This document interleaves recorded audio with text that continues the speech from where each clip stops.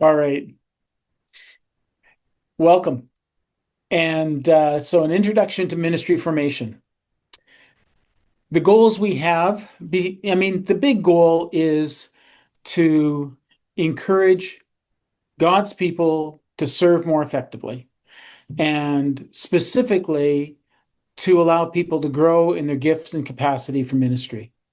So we want to provide an assessment point and a growth opportunity for our 6 areas of competency, and I'll talk through those in a little bit. And we want to increase the student's skill set and their gifts and abilities. I keep reminding myself of why I do this. And I really like this quote from Maxie Dunnam. Someone said of Mother Teresa of Calcutta, she gave herself to Christ and through him to her neighbor. And that's what I'd love to see in my own life and in our students' lives. Dunham continues by an incomprehensible work of grace. Christ is alive in me. And to the degree of my yieldedness to his indwelling presence, I live Christ's life, and I can be Christ to others. And so we become the hands and feet of Jesus. And that kind of is the foundation, that motivation, and bringing a Christ-like presence into situations of ministry. That's that's our hope and dream for our students.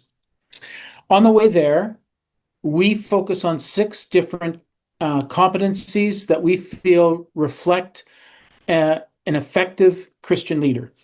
And the first one would be spiritual maturity. Some of the students that you'll be mentoring have been in ministry already, and they already know a great deal about how to serve and kind of their limits and capacities. Others are just going to be starting out, and they're still kind of taking baby steps on a spiritual journey toward ministry. And so please recognize that when you start with a student, please start where they are, not where you wish they would be, because each one comes at a different point in their growth and capacity. Leadership and administration, again, pretty straightforward, and the need for effective leadership and even administration is part of every minister's life. Biblical and theological literacy, skilled communication so that you can communicate what you learn in biblical and theological literacy, the idea of ministry development, where you dream new dreams and recruit and empower people to minister, and then contextual awareness, where students get a better feel for what exactly is the context and connection points in the church that I'm ministering in the community that the church is in, and also in the wider world. What are the trends and social factors that impact what I'm trying to do in ministry? Those can be found on our webpage, and I'm using Horizon's webpage for the beginning here. I'll shift to MCS in a bit, but MCS has an identical menu under the college. So if you go to college and you click on competency-based education, you get to here. And if you scroll down a little bit, you'll get to the wheel. And underneath that, it says competencies explained. You click that one and you get here. So MCS's competencies, we start with biblical and theological literacy. Biblical and theological literacy is demonstrated by skilled interpretation of scripture and evaluation of theological issues in order to articulate how to live, think, and minister in light of who God is, who God's people are, and God's purposes for the world. That's pretty straightforward, what you would expect from biblical and theological literacy, but there is some explanation there. And for those of you who are starting out, first year students in their first semester, this is the competency that they'll be focused on. And so just wanting to ask you to just take a moment to reflect on this. It's in the manual, or the ministry formation manual that you were sent, but it's also on the webpage, and you can access it either way. The next one is spiritual maturity. Again, that's pretty self-evident, but ministry development is not as self-evident. You could have a whole variety of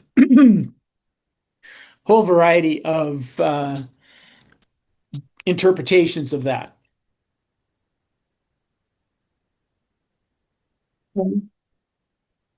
But it's the capacity to advance ministries, awareness of effective ministry models, and then getting skill and capacity to empower others for ministry in whatever aspect of the worship and service of Christ that they're gifted for or called to do. So check those explanations out. I'd encourage you to kind of do that at the beginning of each semester. Each semester will take on a different competency. So in the first year, how many of you have first years? Okay, couple. The focus is on who am I as a Christian? And so it's biblical theological literacy and then spiritual maturity. At the end of year assessment, we're going to ask you to assess the biblical and theological literacy for the first semester. But that doesn't go away, because in the second semester, we're going to be asking you to assess the students' biblical and theological literacy and spiritual maturity. And then in the second year, it's who we are as a church, and on top of biblical and theological literacy and spiritual maturity, we'll ask you to assess leadership and administration. So you can see that each of these builds on each other as you walk through the various years. And then in third year, who am I in ministry, contextual awareness, and ministry development. So that's the dynamic in terms of how students walk through this. What about the roles of students and mentors? Well, what students do is volunteer faithfully in a church or ministry for a minimum of 4 hours a week. They often do more, but our focus is kind of catching everybody. And so 4 hours a week is the minimum. And again, there's a reporting system on that. And those reports are required for the Ontario Student Loans program. Report on that weekly, connect with students during the labs. The labs are opportunities where we get to discuss student experience with the students. They get to encourage and sharpen each other in ministry. And then during the semester, they'll interview you as their mentor, and the questions that they'll ask are based on the competency that they'll be studying or focusing on that semester. We know that students are going to grow in all the competencies. The Holy Spirit's growth in people is organic. We can't put it in a program. But we choose to focus on one competency per semester simply in order to give a thoughtful process to their growth. And then at the end of the semester, they're going to reflect on their experience and what they learned from it. First year, that's going to simply be a written reflection. We get a little more focused on that after that, and provide a template for that theological reflection. What mentors do? Well, you're participating in an orientation session. check one. But we want you to facilitate the students' involvement in ministry. Um, take time to orient the student to whatever policies and expectations that you have as a ministry. If there's a dress code, they should know that. If there are certain triggers that you want them to avoid, they should know that. And it's best not to assume too much. Want to just encourage you to coach the student in ministry, and coaching requires both affirmation and correction. And we tell the students to expect both, because that's part of the growth process. And then provide spiritual and pastoral care for students as you can. At the end of the semester, we're going to ask you to fill out an assessment on the student, focusing on their strengths, an area for development or where they need to pay attention, and then a list of the competency descriptors that we have for you each semester. We'd like you to make sure that you're an encouragement to the study.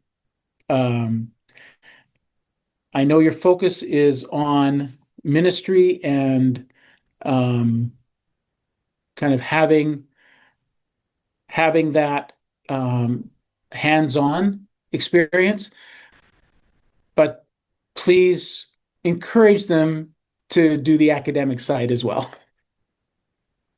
Okay. Provide resources for them as needed. If you're going to ask them to take a bunch of youth out to Wendy's or whatever for a snack, student budget doesn't always allow for kind of excess running around there. So as a church, if you could provide for that, that would be fantastic. And again, that will depend on your expectations and processes. Connect informally with the students. They're doing life. Some of them, again, are more mature and well into this. Others will be starting out, and you get a chance to pour into a future leader, or a leader who's already leading but is in the process of growing, as we all are. Just to kind of review, the role description and mentor checklist is what Eldon's going to do in a minute. We're doing the orientation today. We're hoping that you can actually schedule specific mentoring conversations every other week, so that it's not left to happenstance in terms of their ongoing mentoring connection. So every other week, have a scheduled time to connect with that student. And then the end of term assessment, which I've talked about. Mentor's checklist. Eldon, you're on.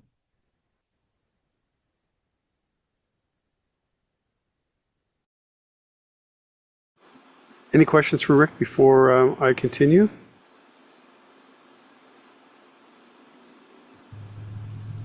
I was hoping somebody would, because I can't figure out how to share my screen. Here we go. Okay. I got it now, I think. First time I've ever used Zoom. Seems like it after summer. All right, well, thanks, Rick. If you're sitting here and you're already thinking, wow, there's so much information, I can't remember what he said 10 minutes ago. We just want to kind of provide a baseline for everybody tonight. The onus for most of ministry formation is on the student to engage with you. And so you don't have to remember that, what dates that assignment they're doing, that interview. The student needs to come to you and set that up with you. We're providing a checklist that will remind you that they should be doing that, in case they aren't. It's really the onus is on the student. The thing that we would like you to focus in on the most is just providing those moments of mentoring with them.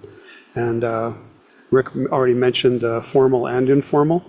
And if you have more than one student, don't hesitate from doing meeting with two of them at the same time. but take some time to do some face-to-face one-on-one with them as well. We can't say enough about the informal, where you're heading out unexpectedly to visit somebody in a hospital. Tell your ministry formation student, drop what you're doing and come with me. And we're going to go to the hospital to pray for somebody who's maybe on their deathbed or whatever. That's an incredible opportunity. We'll scare the life out of them. But that's what you want. You want them to be challenged. You want them to be pushed out of their comfort zones. And honestly, when we hear back from students from both internship and ministry formation, those are the things that stand out to them the most when you took time to involve them in the everyday stuff that you do. So don't hesitate to do that. I mean, obviously, if they're in a class, you don't want to take them away from a class. But it's... be always thinking when you have a student working with you, when something happens that's maybe out of the ordinary in the day, think to maybe involve them if they're there, present, and if you can involve them, that'd be amazing. All right, so Rick has already walked through details of ministry formation. I'm going to take us back through it again, and I won't take as much time with it. But I simply, when we're preparing all of this summer, I was thinking, and I mentioned to Rick, if I were in your shoes, I wouldn't know my head from my feet, basically. I need some kind of a checklist I can put beside me on a bulletin board or something that I can glance at every once in a while to remind me what's actually going on right now, because you're busy with everyday, like week-to-week stuff, day-to-day stuff in your church, right? So I would just need something that would remind me. So we made this checklist that I sent to you. And if for some reason you haven't gotten it, please let me know. The manual that Rick mentioned is kind of the A to Z of everything. And so it's meant to be more of a resource guide you can go back to if you can't remember something or you're looking for something. This checklist is something that will just take you kind of month to month as to what's happening with the student. And we'll do this again in the winter, for the winter semester. I'll go quickly here because we actually started this process back in August, where we contacted all of our students in our classes, ministry formation classes, and mentioned to them they need to start looking for ministry placement. Some of you maybe just found out today that you're that person. We apologize that it took that long to get to you. There's still many more that we haven't heard from. So it's again, thank you for being here under whatever circumstances you're under. But basically in August, we wanted them to find a placement. We wanted to make sure they have a current criminal record check. So it can't be more than 2 years old. And just so you know, if students are having a hard time with this, let them know that we have a very simple process now at MCS and Horizon, where we have an online screening platform that comes through one of the affinity partners of the POC. And they can have their criminal record check done and back to them within usually 30 to 45 minutes. And it searches the RCMP database. And the cost, I think, is only $25 total. So if students don't have it and they're waiting for 2 weeks or 2 months in some communities, just remind them they can get that through us.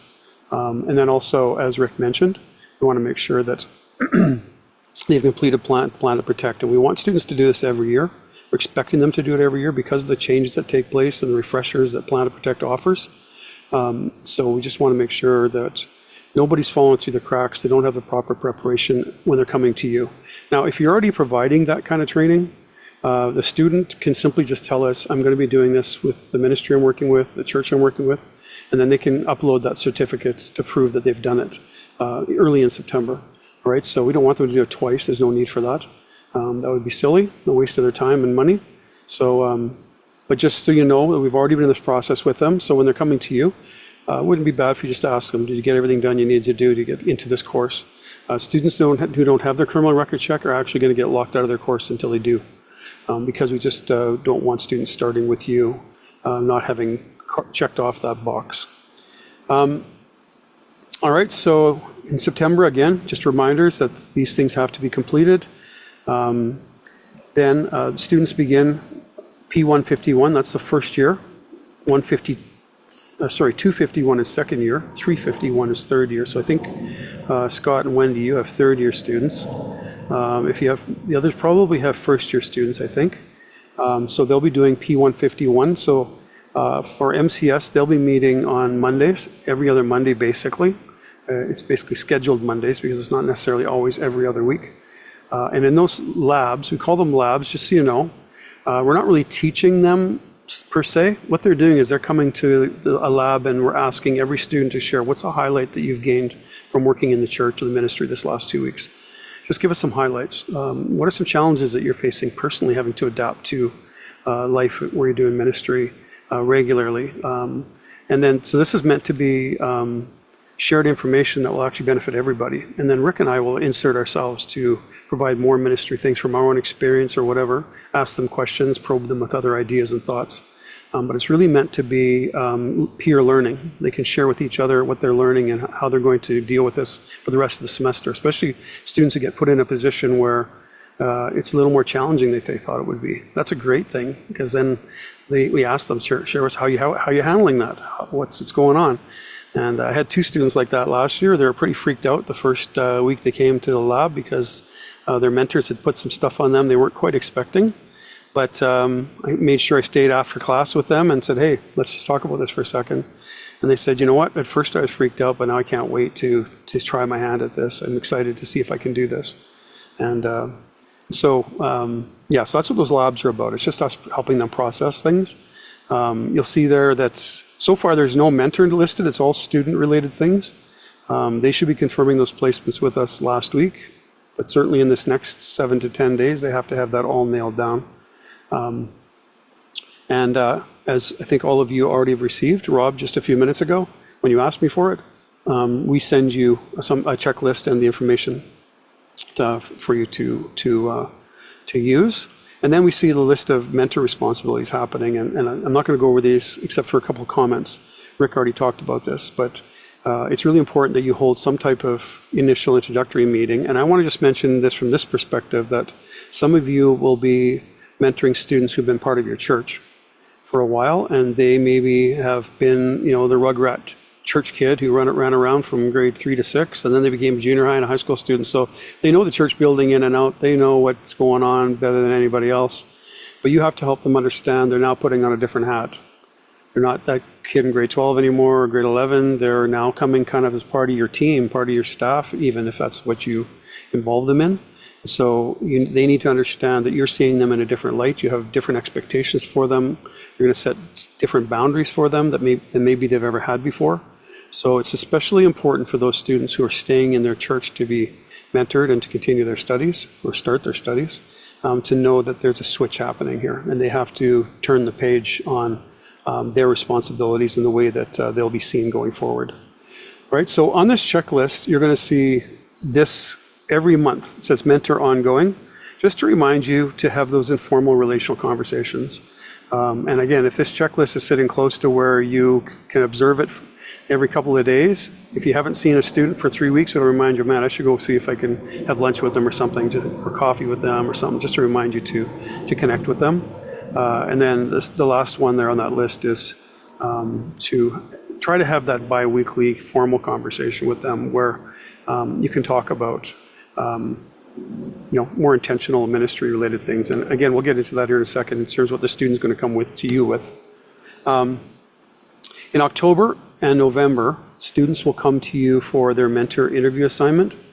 Again, you can ask them to have the questions ahead of time so you can think about it. That's wise.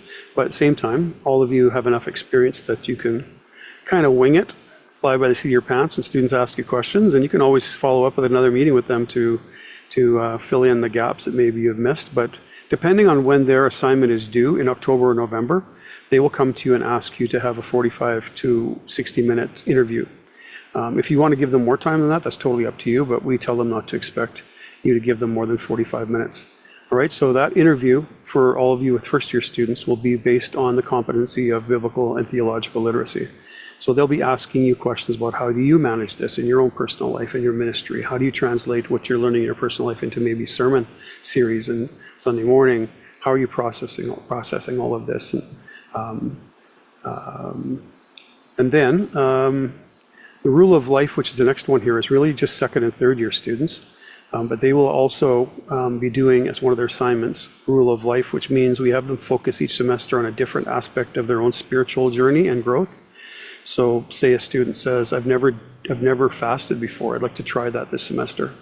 Then we want them to share that with you, not just with us. These are assignments they report to us, but we also want them to share it with you, their mentor, it's important you know what they're doing. And so we ask them before the end of the semester to share with you what they've been doing with their rule of life, and if they feel they've been successful or effective, and have they been able to do this, and that allows you to be able to encourage them in that as well. Right, so first year students don't do that. That comes in second and third year. Rick, does second semester first year do that? Oh, you're muted too. I do that all the time. So yeah, second semester, they actually have a spiritual formation course in which they learn the process of doing the rule of life. And then we apply it in our ministry formation courses second and third year. Okay.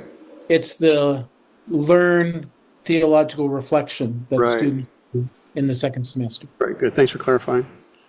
All right, we just put on here too the fall reading week, and I forgot to change the date. There is no October 37th, but from the 27th to the 31st is our reading week. So just so you know, we don't have any classes scheduled during that week. They don't have anything to do, no expectation with us. So if the student is maybe not from your local area, they may want to go home or someplace for that week.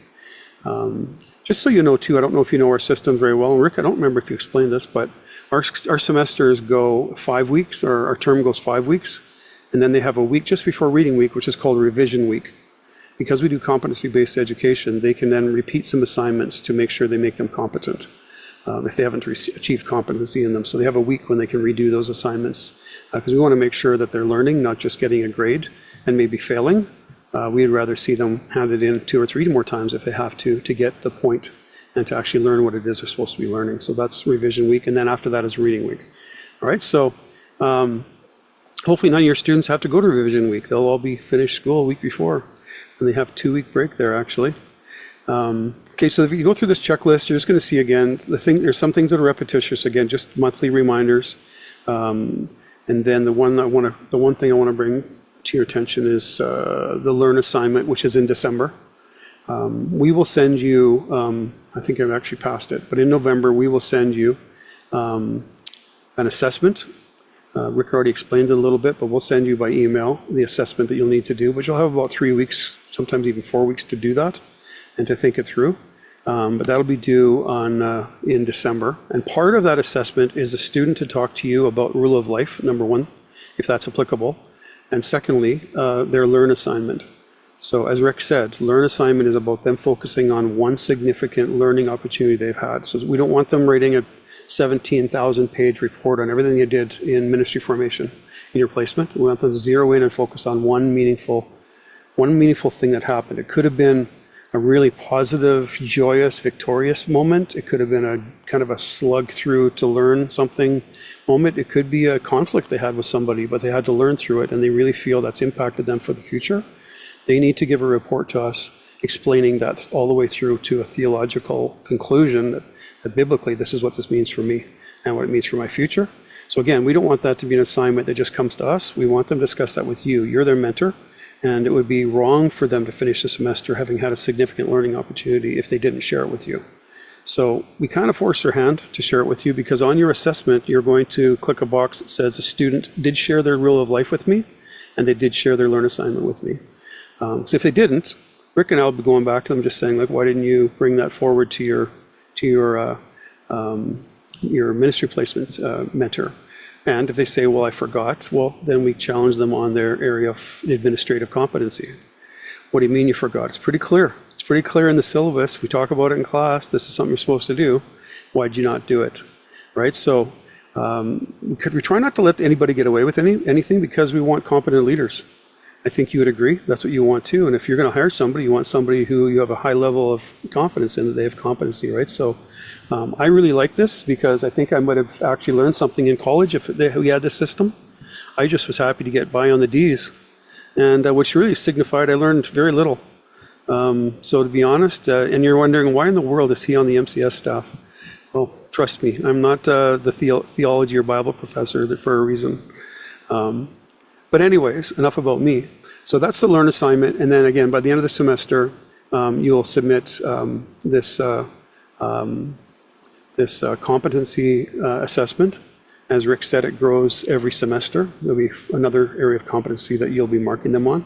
And I just want to reiterate that I found last year that pastors and mentors are probably really, really generous. And I don't know if it's because we're maybe afraid to offend a student who's working with us, but we explain to them that they can't come out the gate at 18 expecting to exceed competency in everything. Now, if they do and they blow your mind, then obviously you want to give them that, give them a fair assessment, right?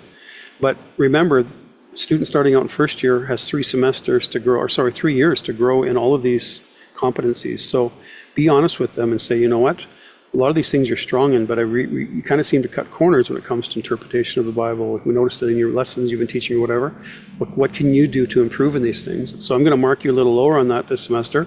Don't take that as personally, but next semester I encourage you to pick that up and focus a little bit more on that. So that's what learning's all about. It's about helping people realize, here's my deficiencies, here's the things I still need to work on and learn. If they feel that they've finished a semester achieving everything, then why would they dig in a little deeper next semester to learn more competency when we've already told them that they're extremely competent, right? So just want to encourage you, don't be too hard on them, but also be fair with them. And the last thing I want to just say is be sure to talk through the assessment with the student. Say, here's how I'm marking you this semester, and give all the encouragement you can, obviously, but then also show them the areas that you feel that they can improve. And I always ask a student, before I tell you where I think you should improve, where do you think you should improve? You tell me. Where do you feel after the semester you've maybe lacked, or you feel like if you had to start ministry on your own tomorrow that you would be a little bit out of your, above, what's the word? Your head above water, below water. You feel like you're drowning. Then let them feed back, and it probably is going to be close to what you're going to say to them anyways. And it takes the edge off you having to, surprise them with what you want to share. So that's it for me. So unless anybody has any questions, that checklist just basically follows the pattern and the process of ministry formation. We understand that different levels of mentoring happen, and many of you are experienced in doing that. This is very specific to their practical mentoring skill development. So I'm sure, will be dealing with them on personal issues and spiritual issues and all of that. But we don't necessarily expect all of that from all of our mentors either. So what we're sharing with you tonight is what we're hoping that you can accomplish with them. Eldon, I had a question. Yeah. When you were talking about police checks, you didn't mention vulnerable sector. And so is that just actually, we know that the insurance companies require a vulnerable sector as well, and they're not quite so easy to get. Are you actually getting the vulnerable sector in this 10, 15 minutes or whatever it was you said? No, our system can't do that, but it will advise if they need to. So in case you aren't aware, we found this out last year from both Plan to Protect and from the agency we use through the RCMP database, that I think as churches and as a college, we've been doing things wrong when it comes to vulnerable sector. Anybody who is younger than 39 years of age this year does not need a vulnerable sector check. It doesn't matter who they're working with, because the criminal system changed, whatever the year that was, 1993, I believe, whatever 39 years ago was, so that everything that somebody who's 39 years or younger has ever committed will be on one record. The problem with the reason they had a vulnerable sector check over and above a criminal record check is that the government used to release people, the justice system would release people from prison when they had a pedophile record, but they wouldn't keep track of them after that. So they could change their name and then continue on to somebody else, and they would never know. They changed all of that 39 years ago. So we actually were told when we did this training that if we ask for somebody to have a vulnerable sector check and they're not over 39 years of age, we can be fined up to $5,000 for wasting the RCMP's time. So we need to make sure that information gets out to everybody. So to answer your question, Tom, I just gave you a little information maybe you didn't know. To answer your question, if they're over 39 years old, and they definitely have the role of having authority over children, youth, or vulnerable adults, then yes, vulnerable sector check is required. If a person's working in a church administratively and they're not necessarily dealing with anybody who's vulnerable, they don't need to. In fact, they're not supposed to. We're not supposed to ask for that. So we have to be careful about what we ask for in terms of having people do the vulnerable sector check. And if they've done it once, you never have to do it again. So it doesn't change. It's prior to 39 years ago. So another thing I didn't know, I've had done 3 times. I've had to get fingerprinted every time. So, and whatever the cost was. So yeah, you know, what you're saying now comes back to me as, the 39-year thing or whatever. Yeah. Okay. Yeah. All right. Thanks. The next year it'll be 40 years. So yeah.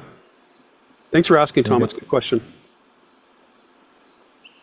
Yeah, I had a question as well, but in conjunction with what Tom's saying, our OPP in our area are also saying the form letters are no good anymore. They want each person and each direct reference to them working with the vulnerable sectors. So they're really clamping down, and they're refusing to do them anymore. Wow. My question was about the plan to protect. Do you actually have to use that system or our own safety? But Rick had commented, so thanks, Rick. Yeah, no, you don't have to use that system. It's just the one that we've engaged with. So we've bought a bundle of 250 access codes. So it's brought the cost down from like $35 a person to 15. So our students can sign up for $15 and do the 1 hour training online. So that's why we're recommending it. But if you're already doing something else and providing that for the students with you, then by all means, we just need some type of completion certificate to prove. Great, thank you. Yep.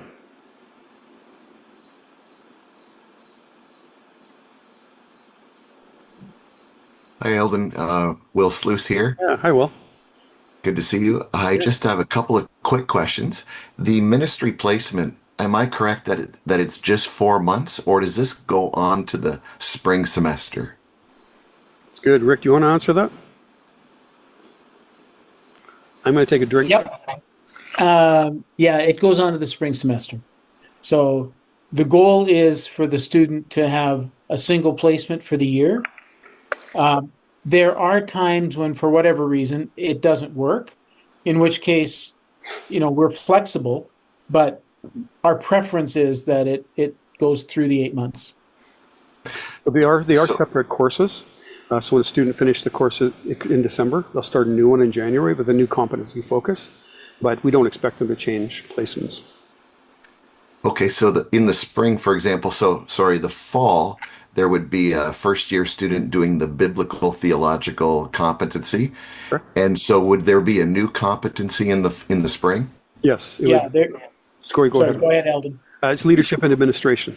So again, students are asking me today, do we have to, all my focus have to be on biblical and theological literacy in the first semester? I'm like, no, you're going to be doing whatever the church wants you to do in service. But as much as you possibly can, try to be cognizant of the fact that that's what you're learning about. And so when you're in conversations with people and teachers in the church, with your mentor, the pastor, whoever, have conversations that are going to help you grow in that competency. If they're in youth ministry, obviously they'll use biblical and theological literacy because they should be applying that to what they're teaching. And then when it goes to leadership administration, you as the mentor will hopefully try to find some specific things they can do to grow in that area. But no huge pressure. It's the pressure is more on us to make sure we're teaching and encouraging the competency. But as much as you can facilitate it, the better.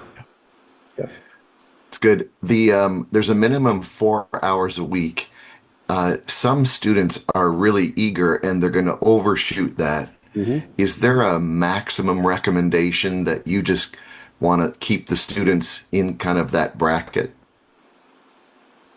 Rick, I'm deferring to you. I think we have a chart on that, don't we? We do.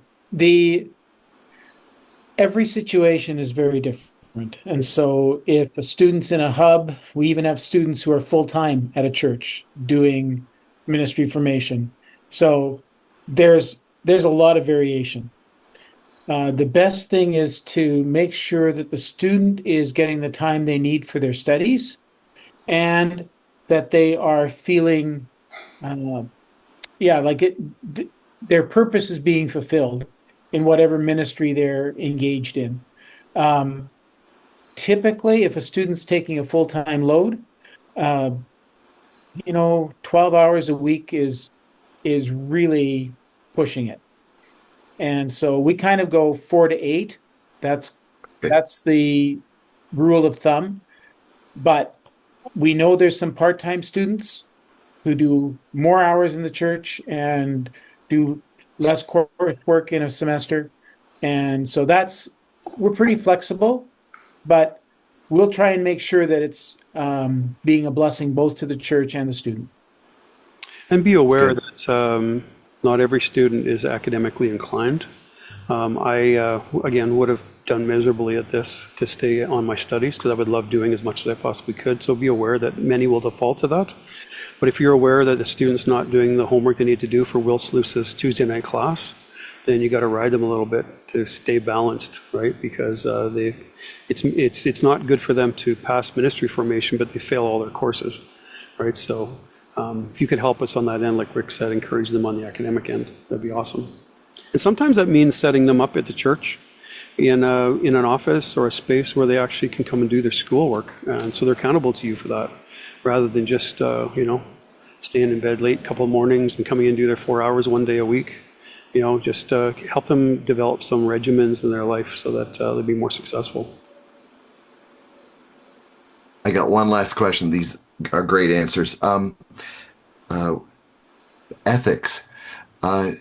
One of the things that we do for every new staff member is go through pastoral ethics, and we have our own policies and procedures that provide a variety of different ethics that are important for the roles they're serving in. And we would do that in this case for our students coming in. But I just wanted to know if MCS would have their own ethics that we could use or maybe combine. I don't want to overdo it, of course, but I just want to know if there's something that you have available. We probably don't for a church setting. I mean, we have our own internal codes and all of that. Rick, you've been doing this longer than me. Has that ever been an emphasis with students going to work in churches? We are encouraging churches to do that orientation, and because every context is different.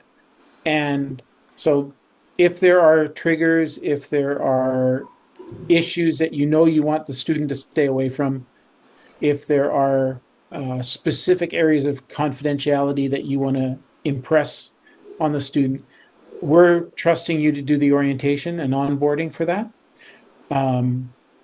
If you have concerns about that, we'll gladly try to coach, but it sounds like you've got great processes in place already. But that is on, if you look at the ministry formation handbook or manual, you'll see an onboarding section there, and that's touched on in that section. I think you brought up a good point, Will. I think that might be a good thing for us to consider having as a resource, though, for mentors and church hub supervisors to be able to access. Yeah. Yeah. Thanks for bringing that up. Making Well, would you mind sending Eldon that your process on that? Oh, sure. Yeah, that'd be great. Yeah. Yeah. It's not long, just a couple of pages. No, that's great though.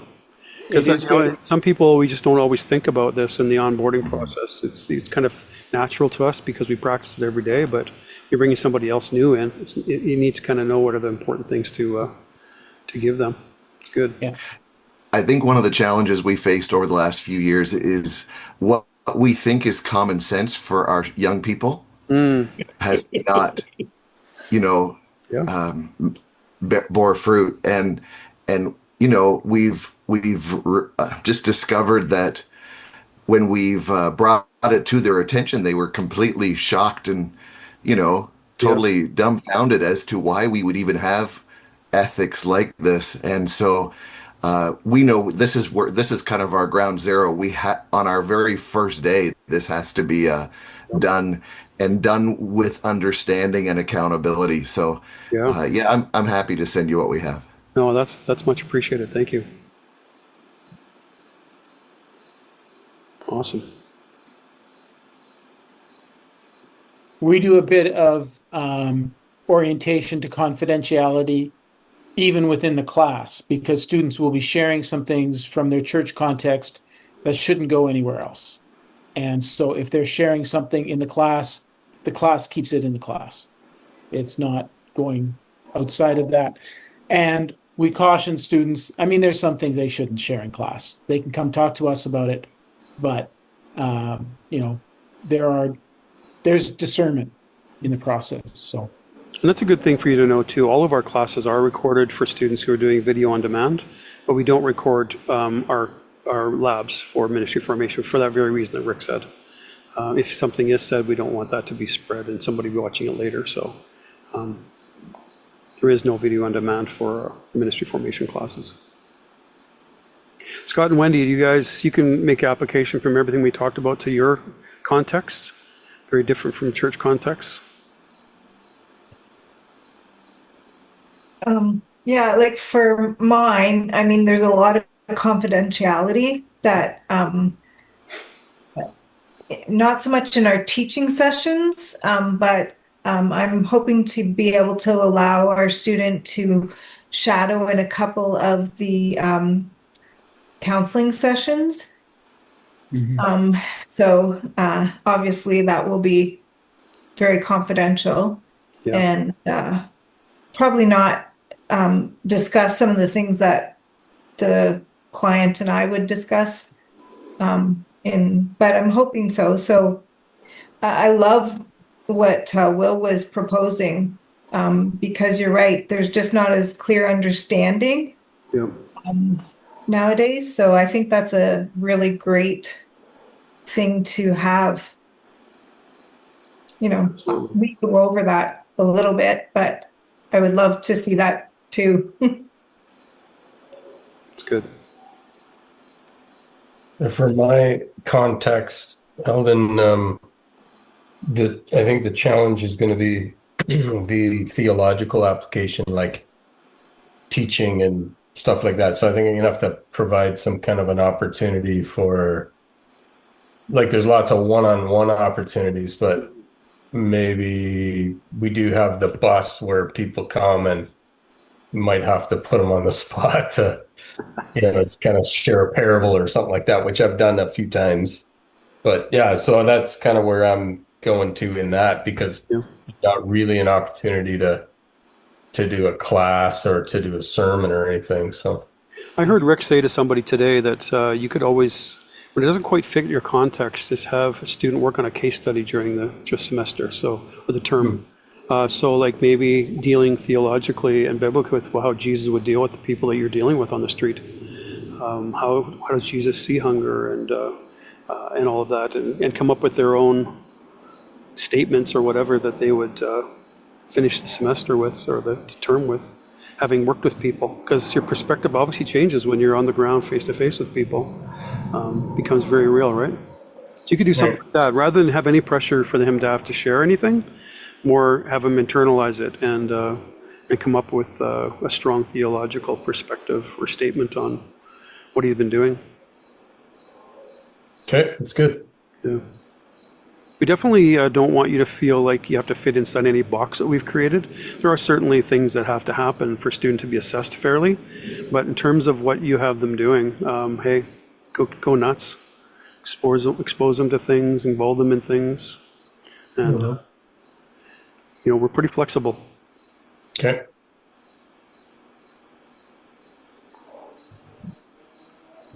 Did I give the right answer there, Rick? yes, you did indeed. Okay, just checking. Rick's my mentor in ministry formation.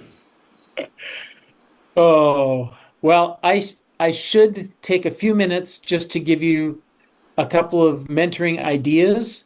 Again, at the end of the checklist, Eldon's included much of this, and it's in the manual. So I'm just going to walk through a few things, and as we're going through, if you have additional ideas, could you please share them with me? I'd love to get I'd love to get your feedback on some of this. So in terms of mentoring ideas, again, I'm the one phrase in this quote from Tozer that I really kind of latch onto is this: give me acute spiritual perception.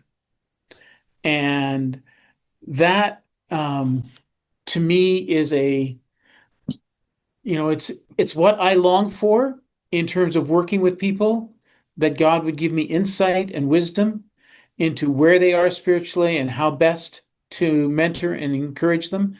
But it's also acute spiritual perception internally, and recognizing, okay, where am I coming into mentoring? And that's this idea of preparing for mentoring. I'd really encourage you not to just rush in from one activity to mentoring without a breather. Take a breath, take a few minutes, and ask, what distractions or assumptions do I need to set aside to be fully present for this? What am I bringing into this in terms of a personal insight or some level of risk or faith step that I'm bringing into this? If there is conflict or tension in the relationship that exists, what pathway is there from there to deeper growth? The conflict and tension is not a negative necessarily, right? It's how we frame that within the context of kingdom service. And then if you yourself find, if I come to mentoring and I'm kind of guarded and wondering about, how much I can actually give today. There's circumstances can sometimes lead us to have that concern, but just a real quick internal check, is something going on for me here that I need to address before I connect with this student. We all have stuff that goes on, and I'm just a few minutes, like just 5 minutes before mentoring, even taking a breather, quieting your heart, opening space for the Holy Spirit, for the context of mentoring, and then a few self-reflection questions. It helps going in when you yourself feel spiritually you've tilled the ground for spiritual hospitality for the student to enter into a space with you. Anybody have any questions or comments on that one? Okay. One of the reflection tools that you might want to try week to week is have the student report an experience to you, or every other week. But what happened? What was the event? And how did that impact you? What do you think, feel, do? What are you wondering about, confused about? And how do you connect these thoughts, this event, to scripture or theology or your ministry practice and plan? So that's a good starter for an ongoing conversation around the student's experience.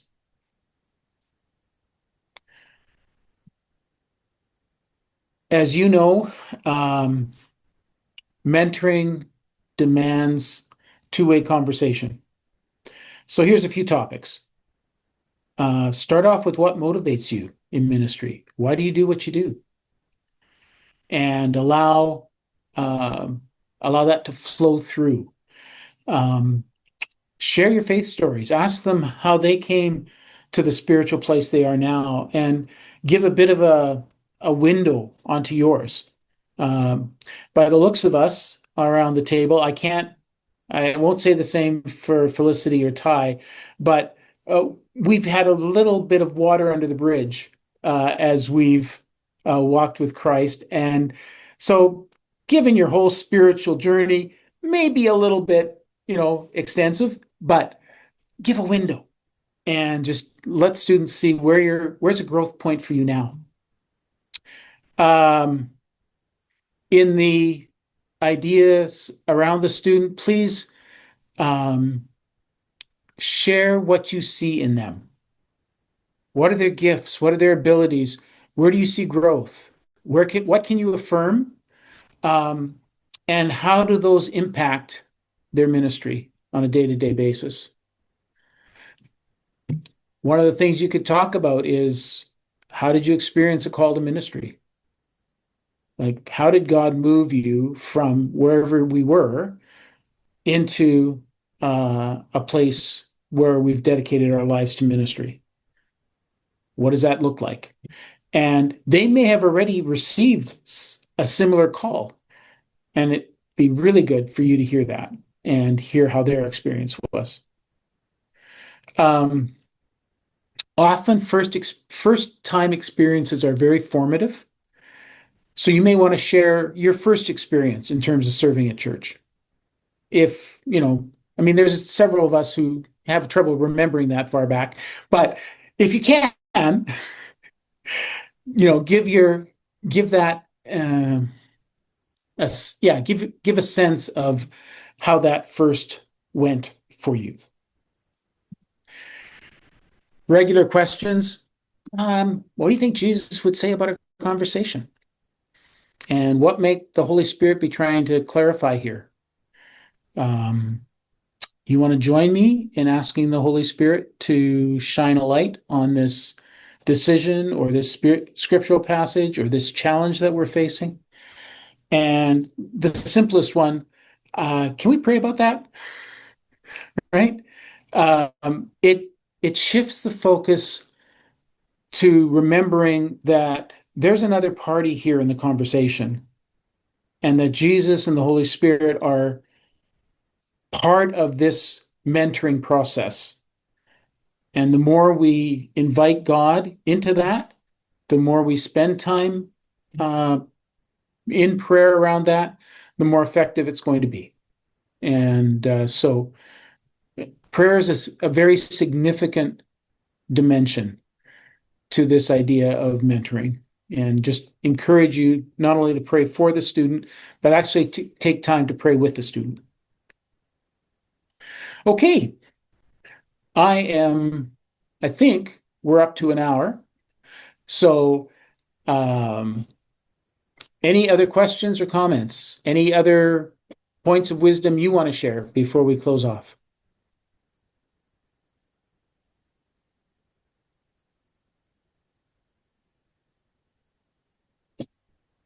All right. Well, thank you again, both for being mentors and for taking time to do this orientation together. It's significant, and it's significant that you took the time. So thank you.